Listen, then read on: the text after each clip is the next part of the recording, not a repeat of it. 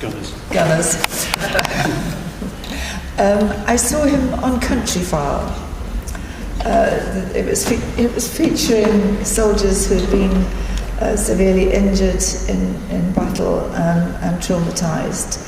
And we saw this amazing rehabilitation centre in Tedworth House, followed by the process of integration in the community, which is so important.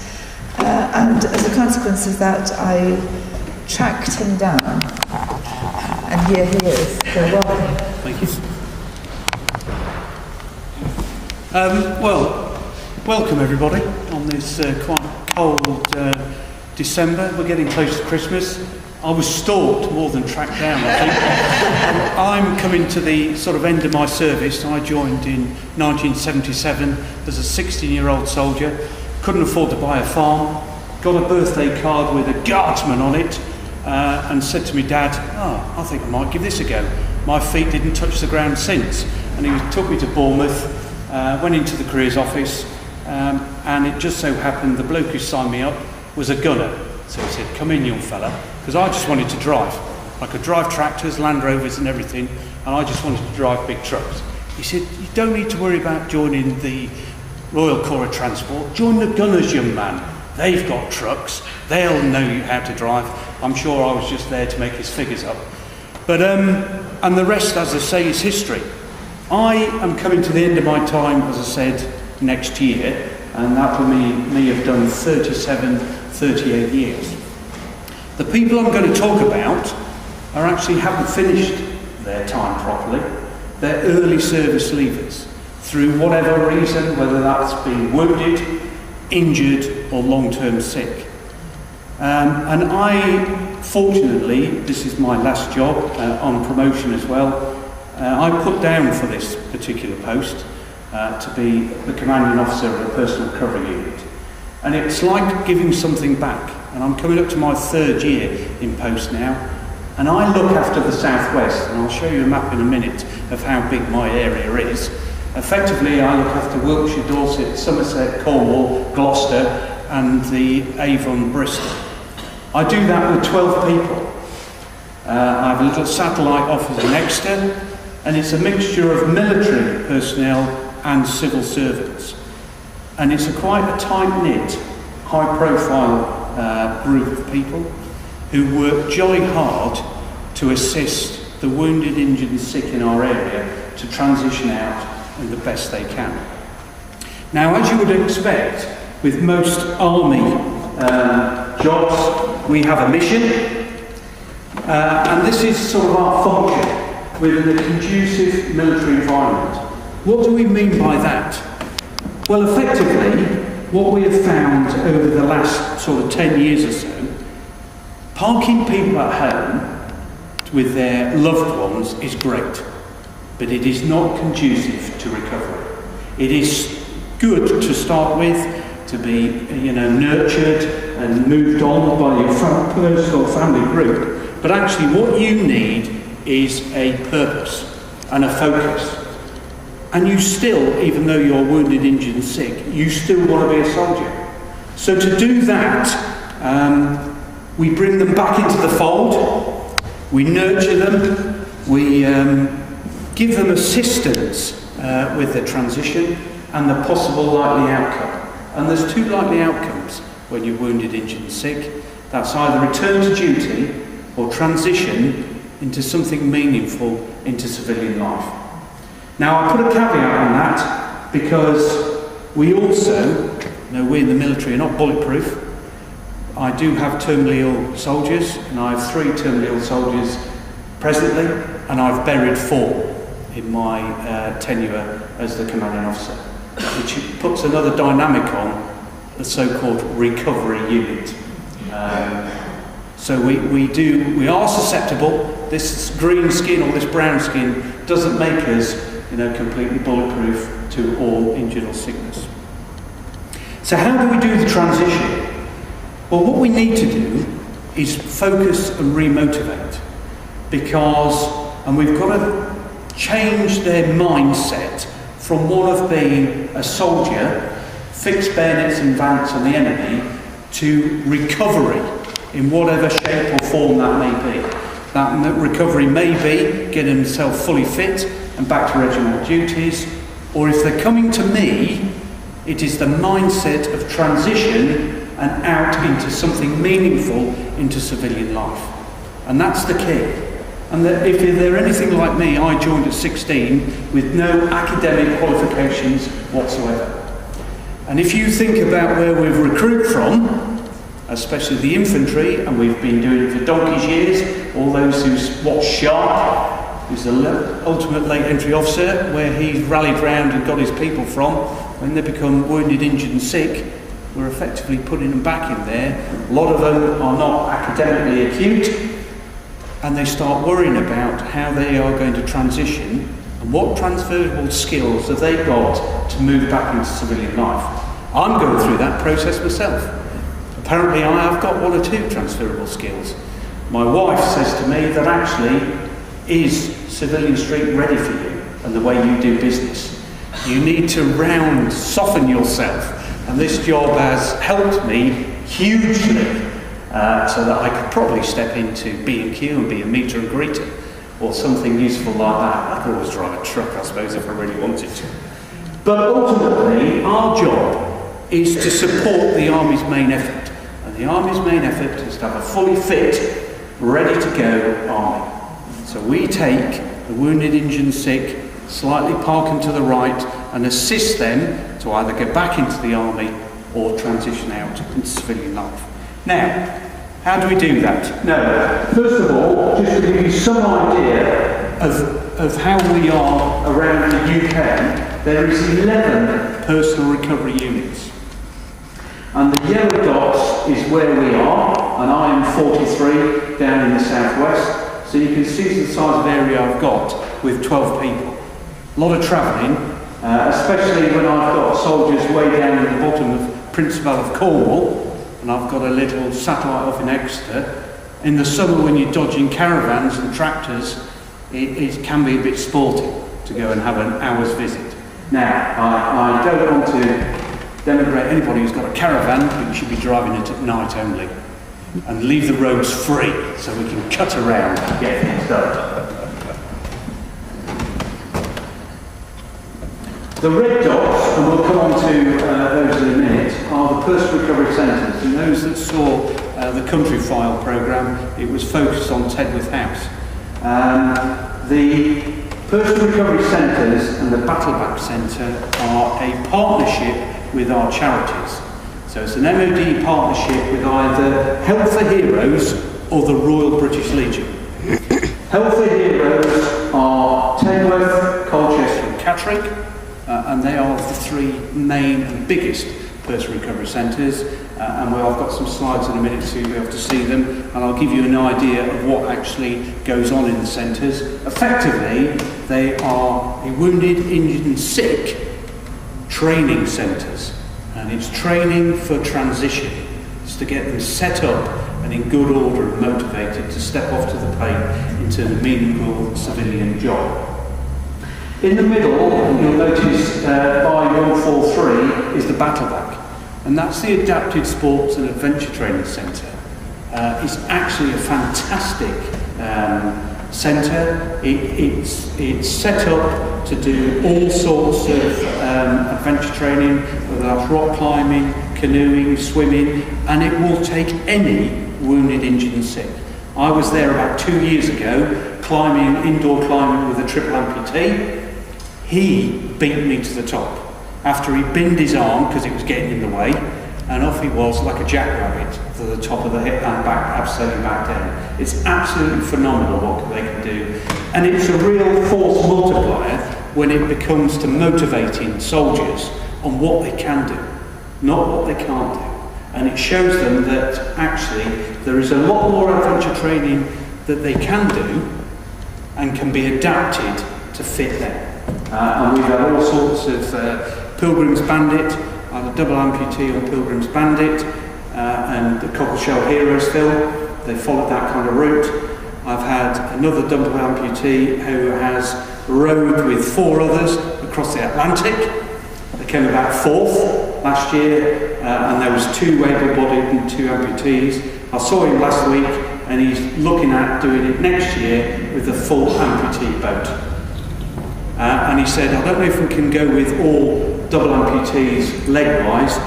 He said that may be a bit sporting, because he got thrown out one night and was bobbing around, and as you know, both sides are airtight so that people can sleep and be safe. The whole boat flipped over, and he's telling the people to stay in the boat.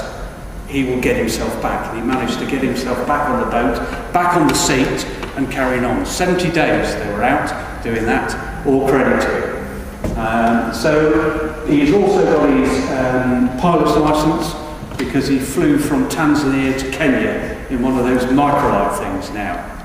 I leap out of surface aeroplanes, and I'm scared of heights. There is no way that I would get on this thing with a propeller behind you and a little kite. That is not an act of God. But he's as happy as Larry, and always looking for the next adventure. Edinburgh and the Battleback and our personal recovery centre in Senderlager are partnered with the Royal British Legion. Now, just to give you some idea, Tedworth House refurbishment and the extension on the accommodation, Help for Heroes paid some £23 million. So to all your grateful donations has helped one centre, Catholic in Colchester, a brand new bespoke greenfield sites.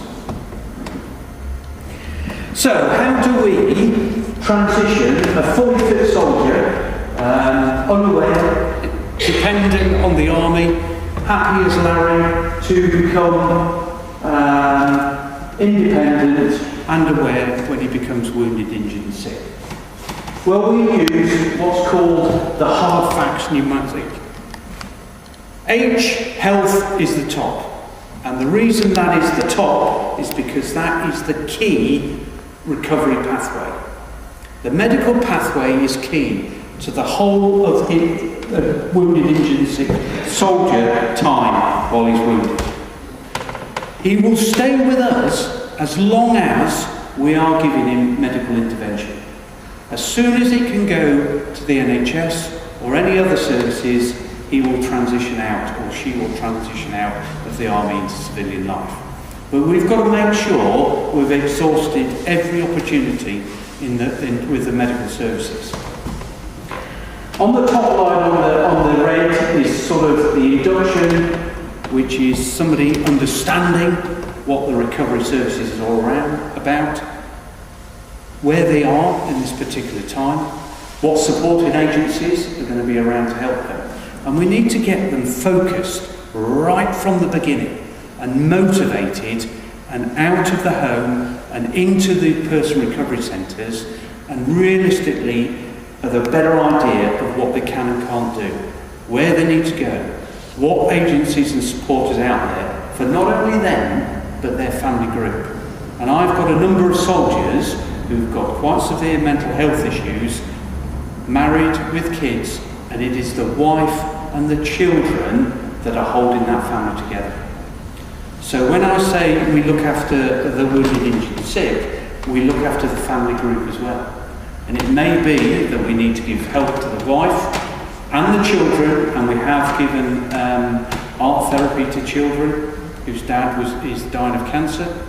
We've given welfare help to wives. And if a soldier cannot be retrained or reskilled and transferred out into civilian life properly, we will switch resettlement to the partner, because she will probably, or he will probably, be the main breadwinner. And all these people will never ever go out into civilian life, will be able to go out into the workplace in a group. So we need to think all the way along how we're going to facilitate looking after that family. Accommodation and relocation is key. Where they are currently is not necessarily where they're going to be relocated. Now, the difference between myself, who's leaving, having had a full career, I'm going to go to where I'm going to be employed. A wounded, injured and sick soldier will go to where the support agencies are. which not necessarily is the best place for employment. So what you've got to get them to do, and it's all part of becoming independent and thinking for themselves. Okay, and when they come to me, one of the first questions, right, young man, and we ask the family, where do you want to live? When you know where you want to live, you need to now do some research on the job opportunities in and around that area. Who's employing? And make a list, because I said right at the beginning, they've probably got no academic qualifications, because their CV will not even get past the footstep through the door. But if we can get them to do work experience or day tasters, and we've got people who can do that introduction and get them in there, what we are finding is UK PLC are actually really forthcoming at employing our wounded, injured and sick. And they may not have a job for said person, but if you can give him for a couple of weeks, and they like the cut of your jib, they may create a job for you. As we all know, it's not what you know, it's who you know.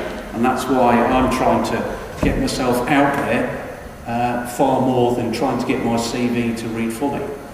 Big firms like Barclays are understanding that this is an untapped source. And what they are doing is, for instance, I had a couple of people who were under managers in branches, and they just went on face value, and a number of the managers have now become mentors to the said people.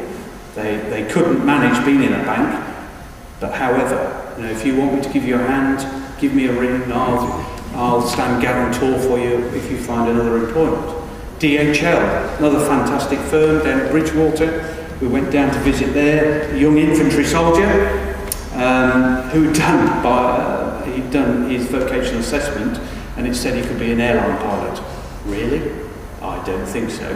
Anyway, he went to Bridgewater, and they made him a middle management. Within a week, he was running the bread distribution part there. Notwithstanding he bollocksed it up completely because he showed a lack of commitment, but they were going to offer him a job. And I had to sort of say, look, don't take him as an individual. We have got far more people who would be prepared to come and look at the logistics of it and work with you, but what we need to do is be prepared to take one or two more people. And they even offered me a job as well, which was a fair result, I thought. Drugs, alcohol, stress, drugs, and drugs is a big one because, as you know or may not know, if you've got mental health problems, the drugs that you can be given are phenomenal. And they really do knock the feet from under these kids. And it takes a number of weeks for their body to settle down and get back into the swing of it and get a bit of work-life balance. And if they are tweaked or moved, we've got to be cognizant that actually they're going to need a couple of weeks to settle down before we can move on to the next stage of their recovery or transition. Some of them get dependent on heavy meds, so you've got to keep half an eye on that. So my personal recovery officers who go and visit every 14 days need to make sure they speak to the family group, make sure they look at the prescriptions and they're not overusing the prescriptions. Alcohol and stress. Alcohol can be, as we know in the army, we're a big fan of binge drinking, especially this time of the year, plenty of Christmas parties, but we're getting away from that. But if you're sat at home, like a lot of them are, waiting for something to happen, and your Jeremy Carl's finished and the Lewis Women has just come on, and you're waiting for the chase to start, you may as well have a couple of drinks while this is going on. So we need to be aware. This is where we need to make sure they're doing stuff. We're filling this grey space between appointments, doing core recovery events to assist them through their transition, and there's a whole host of stuff that we can do to help. Finance and benefits. Finance is quite key to making sure that we transition out properly. Is their illness attributable to the MOD? If it's not, then it's not going to be a huge payout. And our hardest soldiers to sort, to transition, are our single soldiers with a little bit of mental health.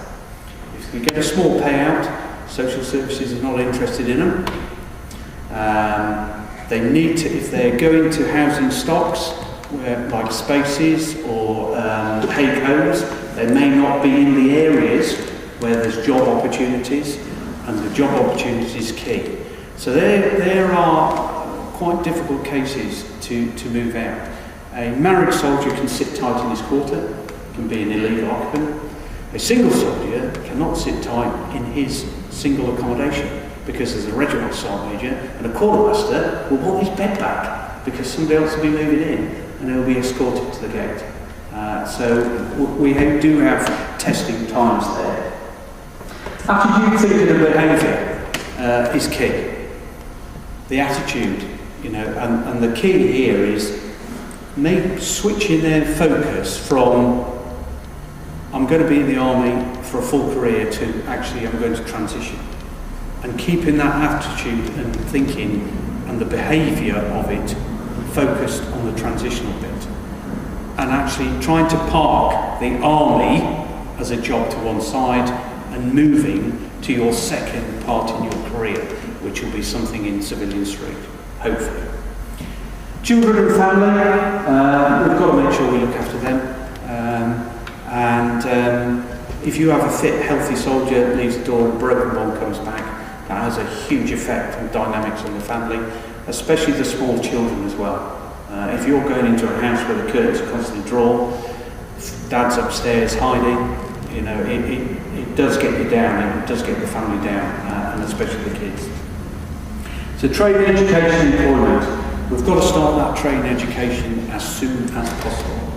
We've got to get them focused. We've got to get them thinking about what their future employment is, and give everything a go. It's surprising what they can turn their hand to, and it's surprising what offers are out there. And then that comes to the supporting agencies. I was just talking to somebody earlier. There is over 700 military charities out there, and as we're coming out of Afghanistan, Joe Public are fickle and they will move, and so the big charities are having to really think about how they're going to raise their money. A lot of the smaller charities, and we've already had some down in the Wiltshire area that have folded, that were started with all good reasons, for Afghanistan and wounded, but there is only a finite source of money. So we're going to see more and more of the little charities folding. But it's the big ones that we rely on, especially for the personal recovery centres, for our wounded, injured and sick. So this is sort of some of the challenges that my people deal with. And when we're talking rank range from private soldier to brigadier, I've had through the doors of my personal recovery unit. Not one size fits all. Every single soldier has his individual foibles, issues and welfare, and one person recovery officer looks after 12. So it's quite a heavy caseload for them looking after their individual soldiers. They're definitely medically unfit, fatigue and mental health issues, both probably come in hand in some degree. The earlier we can get into the mental health issues, the better it is. It's surprising what you pick up in 2.5 years. But early intervention is key, and actually you can get a better product at the end. And we, I think, have got some of the same issues as the NHS have with mental health, and I know it's top of the agenda in some counties. And bear in mind, I'm dealing with 7 counties, and no one NHS is the same in each county. It's a bit of a postcode lottery when we're trying to transition out as well. And what we're trying to do is transition early. We're trying to transition the health piece earlier before they discharge, so we can get it in place and they still have the comfort blanket of being part of the military establishment. Medication has a huge impact on what they can do, and the grief process. And I don't know if anybody's heard of the SARA mnemonic, shock, anger, rejection, acceptance and hope. And that effectively is how it works as you transition through. The shock of being wounded, injured and long-term sick, and actually maybe your army career is disappearing and you've got to start looking at another way of doing earning the money. And anger, because the army is rejecting you and discharging you by no fault of their own, even if it's wounded, injured or sick. And then you're feeling rejected because you're parked at home for lengths of time and nothing really going on. Although if you're with a PRU, there's a lot going on in the background. But if you're sat at home, you're mulling this through your mind and you're coming up with all sorts of issues that you think is happening. But actually in the background, a lot is going on. So I do say to my personal recovery officers, although you see these soldiers effectively once every 14 days, you've got to make sure you send a text every now and then, just so that they know that you are keeping on top of the issues, you are still thinking about them, a list of points that you came away with on the visit is still being looked at and where you are. Just to give them that comfort blanket that somebody is still thinking about them. There's a lot of triggers out there, and a lot of the time we get from the mental health, the soldiers can't be anywhere near anybody wearing green. Can't be in the accommodation, shouldn't be in a military establishment. Well, I do not have any accommodation. If he's a single soldier with no real support, I struggle with where to put him. There's a lot of good places. Going to the personal recovery centre is fine, but long term, it isn't. Short term, motivation, blast, rejig, get a grip. This is where you're going, young fella. Right, now we need to move you out and get you in. So accommodation is one of my nightmares that I have. Learning difficulties. A lot of people join without any academic qualifications. And if you've got a private soldier and a lieutenant colonel and anywhere in between, and you're delivering a class of a core recovery event, actually you've got a lot of dynamics. So as an instructor, you've got to be on your toes and mindful of who you're delivering to. Lack of self-esteem. A few people who are not wounded, physically wounded, think actually that I'm entitled to go to the personal recovery centres. They think they were set up for the wounded. So that's a hurdle we've got to get over. And actually, you need to go in here because this is the safest place for you to be. You're with like-minded people. Nobody's pointing a finger at you. Nobody's going, oh, what's wrong with you? You've got all your arms and legs. You don't need to be in here. Actually, we need to get away from that. We're getting further away from wounded. And very few now wounded are coming to me. It's more injured and long-term sick. So physically, if you see them, you'd think, what's wrong with you? But actually, there is a lot going on. And a prime example was, I've got a young lad who we've just discharged him now. He was wounded from Afghanistan. If you saw him, if I brought him in here now, you'd go, where? Now this particular soldier has huge internal injuries, massive internal injuries. And it's surprising how many people who saw him, and he was in our system for about nearly 3 years, the amount of people who saw him goes, what's wrong with you? Now this particular soldier had to make a split-second decision with an Alum mortar shell.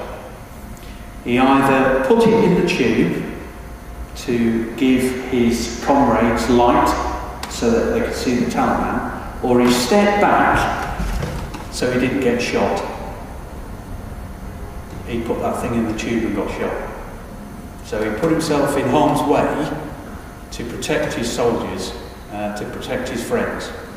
And if you didn't know that, and a lot of people didn't know that, they just assumed, what's wrong with you? This is where you've got to get, understand these soldiers. They will tell you their issues once you've built the relationship up, and that is key. This is just gives you some idea of the centres we've got. Edinburgh, Royal British Legion, 12 beds, does all the core recovery events. Catterick, 50-bedded greenfield site, so bespoke built by Health for Heroes.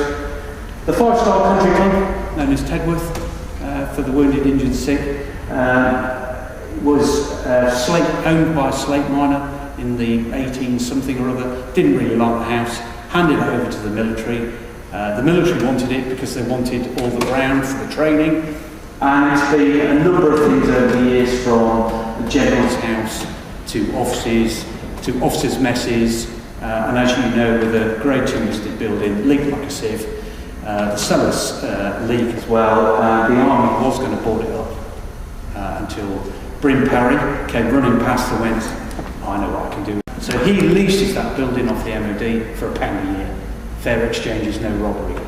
They've spent £23 million or more on it, and obviously the running costs as well. But it is a fantastic facility. It has got 52 beds, which includes 4 family rooms. So we can take families, and we do take families for respite to the weekends. It has got training facilities. It's got a skiplex, very smart dry ski slope, which goes on a loop and goes up and down as well. So it does adapted skiing for all amputees. It has got one of those very smart swimming pools that you turn on and swim like hell, and they can turn the power up, but it's nice and warm. It's got the only sitting marked out volleyball pitch in what used to be the indoor riding stable. And there's a whole host of good people in there who help the wounded, injured and sick. Now it is Health for Heroes flagship, so it does have a huge amount of visitors, which can be an issue when you've got mental health problems. And all you see is a great lot of people wandering around gawping at you. But actually, there's a 60-acre wood out the back, which is where the Wiltshire Wildlife come in, and that's why the programme was thought up. And so there's a lot of outdoor activities. And one of my soldiers there, Daisy Day, who was the main focus on Countryfile, he now has been given a small wood by a farmer close to Salisbury, and he's linked in with Salisbury College, and he's now taking disadvantaged children in woodcraft in this wood. And here's a lad who was blown up in Afghanistan, had a few brain injuries, found it difficult to communicate to start with, but he's come such a long way and has been helped by a huge amount of people. Battleback, which is an old hunting lodge north of Wolverhampton, is where the 1966 World Cup team trained, and where our gymnastic team trained before the Olympics, because I saw Beth Twiddle in there doing her stuff while I was up there a couple of years ago. Nice, quiet country club, ideal if you are trying to re-motivate and re-energise anybody who's wounded, injured and sick and has been sat at home for a number of weeks. The difference in them within a couple of days is phenomenal. The key is to keep the motivation going post going to the multi-activity course. It gives you there is a raft of activities and courses and qualifications adventure training qualifications that you can get through the Battleback at Lilleshall. In fact, I'm going to get my mountain bike leaders course in March. I'm going to use it as a resettlement tool and then do my mountain bike maintenance course. You never know, do you? You never know. We've also got Colchester, which is the third one that Health for Heroes help. That is another greenfield site. It's sat right in the centre of Colchester, near its 16-hour assault brigade. We have a small personal recovery centre in Germany, because obviously while we're still there, we have wounded, injured and sick in Germany. And then the Royal Navy, Health for Heroes, built the 60-bedded accommodation block down in Devonport, and the Endeavour Centre for the Royal Marines and the Navy. All 3 services have wounded, injured and sick, and we're not far off going through it, pretty much the transition the same way. So, what have we got to help us? Who are the residents in these personal recovery centres? Well, they're serving and veterans. So if you're a veteran sat here now and you were discharged from the army medical-wise, you're entitled to use these centres. And you should, because we're not using them as much as we should be. And in Wiltshire, there isn't that many veterans coming through the doors. At the moment, we've had from private to Lieutenant Colonel coming through, aged between 17 and 55. So you can see there's a huge age range and various social backgrounds. And what do they come for? Recovery and re-engagement in recovery. The re-engagement is key. And once you get them into the centre, they understand what is available and what we've got there for them. A break from their individual recovery plan, and each WIS soldier has an individual recovery plan. Effectively, it's a diary of events that he needs to do to transition smoothly out into civilian life. A bit of respite, and that could be respite not only for them but for their family. And it's surprising, that they can have a decent night's sleep, relax while the partner's away being looked after in the person recovery centres. And try something new and follow their interests. There's always something going on in these centres. So how do we do it? Now Tedworth comes under my command, and I have a small military presence there, 5 soldiers, an OC and a number of others. So we for 30 weeks of the year, we run mandated courses. So the induction course, which really gives a soldier an insight into the recovery.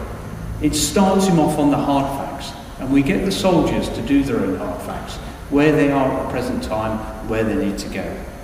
The supporting agencies, what is out there for them, and what is the recovery process, and a little bit of stress management and their family. We then look at Core Recovery Event 1, which really starts looking at the transitional bit, with the 1 day on vocational assessment, to give them some idea what they're capable of doing. Further stringent looks at the hard facts, so they've had a couple of months probably in the system, and where they are and where they're going. Starting to look at their CV. And this is key. Start to write a CV, what they think they've got in transferable skills, and how to craft it properly, or how it needs to be crafted for a particular job. We then have sort of Core Recovery Event 2, which really looks at industry.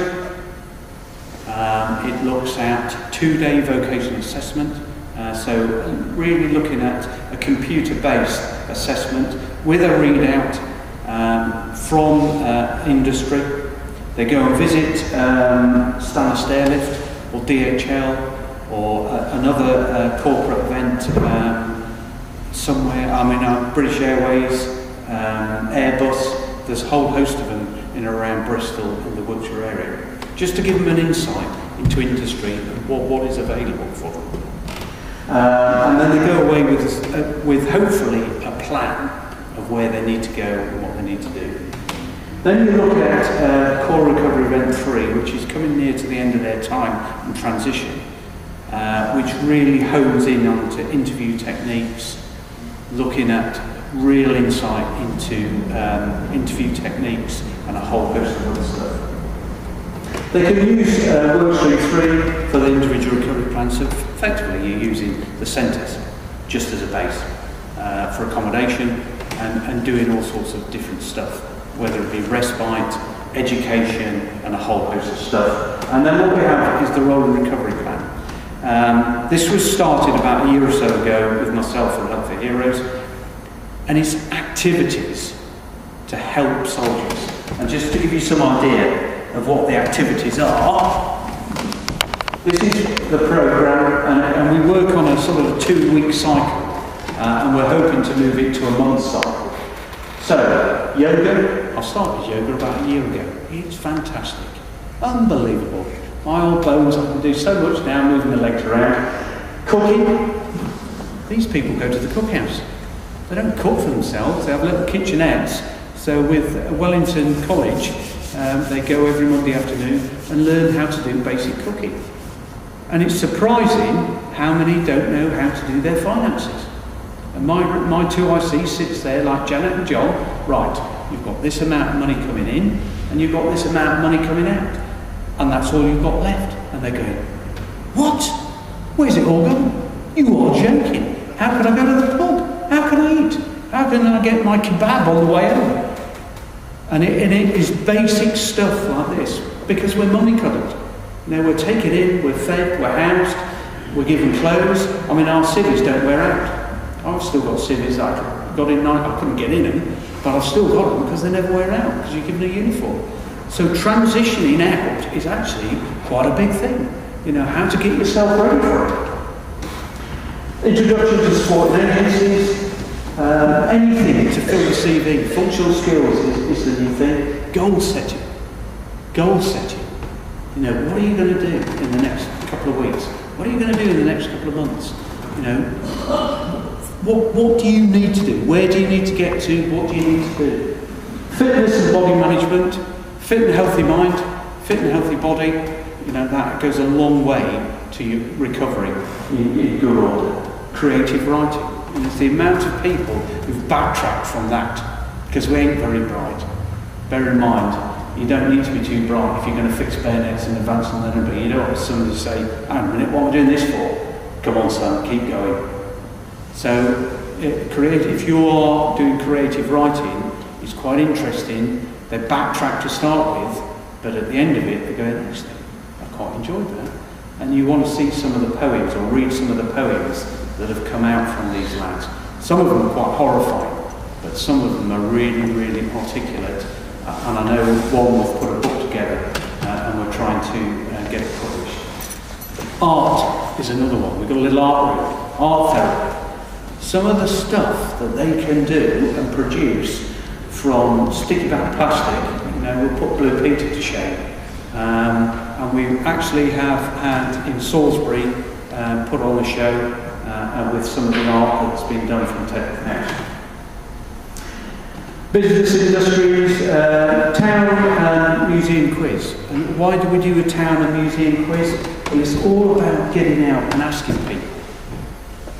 Because you're hidden away, probably, and we've had one lad who came, a senior NCO from the RAF actually, he spent 3 months living under the stairs in a cupboard. He came to Tedworth House and within a couple of weeks he was going on the town quiz, asking people how to get to here, how to get to there, and they all stopped for lunch and asking for the menu, little baby steps, and it's surprising what it requires for those baby steps so that you can get yourself keyed up and ready to go. And there's a lot of good stuff. Going, leaping off trees at 100 foot or anything like that, getting across your fears, parachuting, where are we? 80 or has she gone? Has she gone? There, behind you, the young lady behind us, for her 80th birthday, is going to do a tandem parachute on Weston on the Green. It's all money gratefully received, I'm led to believe. So there's and this, majority of these activities and all the activities that we do at Tedworth House are given to us free. So carriage driving, riding, and a whole host of other stuff is given by the Wiltshire people the majority of the time for free. Now, this is the sort of Grant Ingleton's Idiot's Guide to Recovery. And this is sort of what I show to my new person recovery officers as a route for an individual to go from being wounded, injured and sick, top left-hand corner, and dependent, to the bottom right-hand corner, being independent, fully employed, and out into civilian life. Now, to get there is going to be bumpy. And there's going to be some ups and downs, and there's going to be some dropping into stuff, dropping out. But the whole thing is driven by the medical pathway. And in between the medical pathway, we fit in these building blocks to assist our soldiers. Now, there are a couple of things on the way around. Volunteer projects. We have a volunteer projects officer who works for us from the Worldwide Volunteer. She finds people while they're at home doing nothing, volunteer projects. Whether it's go and help the charity shops, go and help the local council, go and help Trussell Trust, go and dish out meals on wheels, disadvantaged kids, and it's surprising how much is out there. It's all about building your CV, getting your self-worth, getting you out of the house in the morning, getting your body clock back on track. We've also got helping us specialist employment consultants. So those people who find it difficult to make that transition or to make the introduction into civilian life, to get their work experience, we have these people who have a list of industries and those that are prepared to help our wounded, injured and sick. Interestingly, I had a friend phone me yesterday. He lives in Dower in Wales and started up a tree surgery firm. And he's been going now 10 years or more. And he rang me up and said, right, I've just taken over new offices in a chapel. Next door, a house comes with it. What do you think if I try to get the charities to pay for the house, and then we send the wounded, injured and sick down, and they can do 2 or 3 weeks work experience with my people doing forestry? I went, well, that is 60% of my cohort who want to do outdoor work. Yeah, it sounds like a no-brainer to me. You know, let's see where we can go. Let's see where the hurdles are. Let's get our ducks in a row. And we get opportunities like this all the time. The only caveat we've got to say is, I hear what you're saying, but will this opportunity still be open in 6 months or a year's time? There isn't this bow wave of people that are going to come and take over the world, all right, and help you, but there may be the odd one or two that you can do. So what we have first is the shaping phase, which is really the medical phase, getting them through the medical bit, where they need to go, what they need to do, what intervention they need, what rehab they need. And hopefully we can get them in between, start them on their core recovery events, get them to do a bit of adventure training, get them up to understand the medical process, understand the recovery process, where they need to do, what they need to do, where they're going to relocate, start thinking about how they're going to transition and what jobs they think they could do. And the more they taste is, and the work experience they do, to go, done that, don't like it, done that, don't like it, actually I really like that. Now to reskill and retrain is going to cost me X amount of money. Before we start asking the charities to assist us with the reskill and retraining, we need to make sure we've got it right. We have dropped some bollocks, and I make no bones about it. We had a lad who was on a plumbing course, who had really bad internal injuries. He was doing really well on the plumbing course till it come to fit in a boiler, and he couldn't lift it. So that was the end of that, which was a bit of a shame because he'd really got his, the whole effort was behind this. And we were thinking of, helping with his van, all his tools. He was going to set up an independent. So he was riding on the crest of the wave, and this stalled. So we ended up nosediving for quite some time, and then had to rethink, right, what can he do? Now this is a soldier that wore his doorknobs out because he's checking them, whether it's locked, window catches because he's constantly going around checking, and lights were constantly on, curtains constantly drawn. So he was on the crest of the wave, and then he nosedived for about 6 months. So we had to build him up, shake him up, dust him down and say, right, what can you realistically do? Now, honestly, and this is where you've got to be honest with people. Realistic expectations. Don't sign a cheque your body can't cash, because it will come and bite you on the backside eventually. So there's a lot of stuff that they can do, education. It's all about filling the gaps in between these building blocks, and we've got to make sure that we've got that right. That, ignore all the acronyms, that just gives you some idea of the amount of people that are involved in transitioning from wounded, injured and sick to transition. There's a huge amount of people, and sort of every 28 days I have a case conference and talk about every single one with a whole load of subject matter experts that help me drive and push this through. Now, when we come into the end of the recovery process, we ask ourselves 5 questions. What is the medical category of the Whiz Soldier? Effectively, are we discharging him? If yes, have we optimised the medical care? And 9 times out of 10 we have, and we're ready to move on to the NHS. Has all education retraining been completed? Yeah. Is society ready to receive them? What we mean by that is, have we got the NHS on board? Have we got the social housing on board? Have we got all adaptations that are required?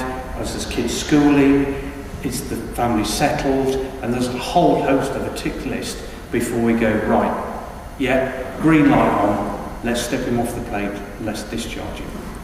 Even when he's discharged, we will still keep an overwatch for at least 3 to 6 months. We don't change our numbers just because he's moved on to civilian life. He also, the said Whiz soldier, also for 2 years has Vets UK welfare officer looking after him. And obviously the main charities for the whole of their life and their families, so the Royal British Legion, Help for Heroes, Army Benevolent Fund, SAFA, and a whole host of regimental charities will keep an eye on said soldier. And if the soldier needs help, and what we do say to every soldier when he leaves, don't let everything get on top of you. Pick up the phone. Even if you've been discharged longer than 3, 6, a year or 2 years, pick up the phone and we'll handrail you to somebody to give you a hand.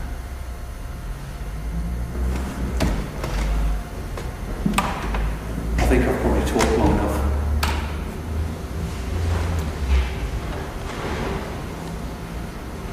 Any questions?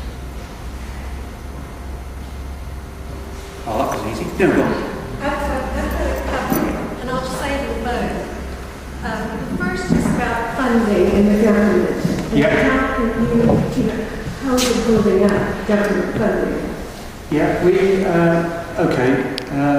while they're serving, we fund adaptations and we fund most things. Once they become a veteran, and then it's really the charities that we look at. But also, in some respects, the personal recovery centres are funded and run by our charity partners. So you may say that actually, are we stepping up to the plate as much as we should do? But if you look at, interestingly, we have the French came over about 2 years ago to look at the centre and how we did recovery.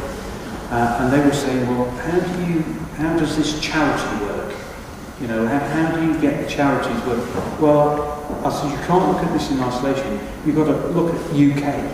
You know, how many charities are over there? You look at the Air Ambulance, Air Sea Rescue, Dogs Trust, you name it. It's all done by charities. So it's a mindset.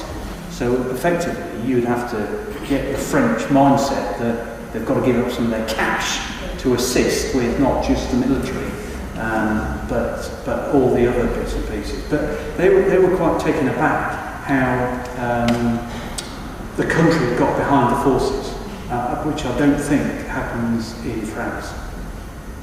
Take the mind and heart transplant, I think, pretty French. Yeah, and I say I'm not sure how, with regards to when we started bringing the bodies in, how much that got newsworthy. Was it, #1 on the news and all the injured coming in? So, how much do the French people know? My second question is about authority. Yeah. Obviously, if you're in the military, Yep. you respect hierarchy. Now, how do you, in these recovery programs, both explain how you teach them about finance, about cooking, about clothing, about CVs and so forth. But that must be a major transition between hierarchical, this is the plan, and can that be done in a year? On average, people were with us for about 18 months. And in fact, we have extended people. We extended one soldier by a year because he wasn't ready for discharge. Like the plumber. Yeah, that's right. So we extended some people by a year, or when they go to their full med board and they looked at, the docs looked at, and they looked at, everything is taken into consideration. of how long the medical pathway will take. So for instance, we had one lad who went to the med board and they said, right, you will not be discharged in less than 2 years, because that's how long it was going. Other ones, right, you'll be gone in 3 months, 6 months, because we can hand you over to the NHS. I mean, prosthetics, for instance, is a prime example. The new prosthetic centres, we use Bristol and Portsmouth, they're absolutely fantastic. And so we take our amputees there and do the introduction, and in some respects they're saying it's better than the military, because it's quicker, it's instant, because they were given government funding, and we've got these smart, a leg is about 50 grand a pop. They're not cheap, and you have to wire them up as well. One lad arrived the other day, they weren't full power. So I don't know if you've seen the $6 million man when he was moving in slow motion. That was about him, because he was struggling to get the legs working. They are pretty well sorted. It is, each individual person is discussed, and if we did a mini case conference to push something on, I have a clinical facilitator, because obviously medical incompetence, I'm not meant to know what's going on, so I have a clinical facilitator who works for me, and she can get into the medical docs as long as she's got permission by the soldier, and so she can push on any appointments. But to some degree, we're not top of the list anymore. If we were on ops, and so for instance I was due to deploy in 6 months and I needed an operation, I'd be top of the list. Well, we're not. We're now back down in the middle, and we haven't got much pull. And I've got a couple of people waiting for operations in John Radcliffe, because that's where the best back surgeon is. But you see, he can say, well, yeah, I see where you're coming from, but you're not a priority. We may see you in February, maybe, when they're only doing 3-4 days a week. So it can be difficult. And that's where you've got to keep the motivation going, because if you're waiting for an operation, there's that wait for it. And if you have a date, you've got something to hang your hat on. But if you're given a month, and it may get bumped to another month, and we're also discharging, because that can be done on the NHS, and you're going, oh my God, what's the rehab after it? Well, it doesn't matter what you say to them. Say, well, actually, rehab is next to nothing. They're going to go, well, I think I should stay in the army. Well, actually, we don't. We think you should be. It's quite difficult to nurture them, especially when we still think there's some medical intervention that we should be hanging them on, keeping hold of them for. I guess particularly in mental health cases, you may get periods where there's progress and then there's a relapse. Yeah. And how do you deal with that? Do they start at the beginning again? Or? Yeah, I think we've got the same problem as you have in the NHS. And what we've found over the years is all about relationship and early intervention. If you can get in early and keep the same person at the low level working, actually you get a better product at the other end. The problem we've had is that money's tight. Locums, because there's not enough trained military personnel, we get locums, they come and go. So a soldier's telling his story to one person, building up a relationship, all of a sudden that person goes, new one comes, start all over again, so you're on a roller coaster. And I was talking about the tablets and the treatment that they can receive. It's just horrifying what can be dished out, and so the body has to get used to it, and then in the end they go, I can't take this anymore. I just can't function with it. So they stop taking the tablets, puts them back at the bottom again. So you've got to take the tablets, you've got to let it settle down, you've got to give your body time to get adjusted to it, which can take 3 to 4 weeks. So you're living with all of this kind of stuff as well, and your family's around you, you can't sleep, everything's coming against you. So it is quite difficult with these people, and when you're talking about hierarchy, effectively we're saying to the soldier, right, the discharge. So, well, what's the point of me shaving? You're telling me to shave. Well, what are you going to do? You're getting rid of me anyway. Rejection. You're getting rid of me anyway, so why do I have to bother? But I think a lot of it is the way we've brought up with the core values, discipline and all this kind of stuff. That actually, I see quite a few of my ex-soldiers in Salisbury, and they still call me Colonel Sir. They don't have to, because they're a risk. They could call me Grant if they wanted to. What could I do? But they don't, because they're all part of that inbred. But some of them will kick back and say, I'm not interested, not going to do it, not going to the appointment. I had one soldier who effectively, we threw everything at him. Within it for a week, I had all my main players, my 2IC, the OC, and one on the soldier for 5 days. And in the end, he just went off the edge. So I called him in and I said, right, young fella, I am not wasting any more of my time with you. You have had all my resources. So effectively, what I'm going to do now is I'm going to send you on leave until you discharge in 2 months' time. You've got 2 months, 2 pay packets to get your life in order. You've had all the effort I'm going to give to you. And he went, that's a bit unfair, sir. I said, I'll give you unfair. It ain't happening, fella. Off you go. You've got 2 months. You're not engaging, so why am I wasting my time? I may as well move you to the side and get somebody in who actually wants some help. And a bit of tough love doesn't, in some cases, is what's required. Because, let's be honest, out in Pacific Street, it is hard. It is not easy. And they're not going to get mollycoddled, and they're not going to get nurtured, and there'll be nobody coming, ringing them every 14 days, or coming to see them every 14 days. Are you all right? Do we need to do this? Do we need to do, what can we do for you? Laying on transport to get into their medical, laying on transport to go and do their work experience, laying on transport to do this, getting money to help them to do that, etc., etc. That will stop. So, you've got to say, well, off you go, son. Get on it. Do the regiments and associations part of Yeah, you're absolutely right. So it's more informal, it's not sort of you as an employee? The regimental associations we tap into all the time when it comes to helping with funding, because we are a family, effectively. Second? Yeah, absolutely right. And, as I say, when you become a veteran, all these agencies and the regimental trust and the regimental support is still out there, really effectively until you die. Yeah. Well, I had 18 of my soldiers in Lilleshall this week. I went to see them on Tuesday to do a bit of rock climbing indoor, and we sort of bring them all together because I've got them dispersed all over 7 counties. So you're absolutely right, bringing them in so they can talk to each other. Social media, Facebook or Twitter, legalised stalking, as I call it. My wife's on Facebook, I'm not. I just haven't got the time. Although I do look over his shoulder and find out what's been going on. But it's beyond me, unfortunately. I'm on LinkedIn, that's probably the best I can do.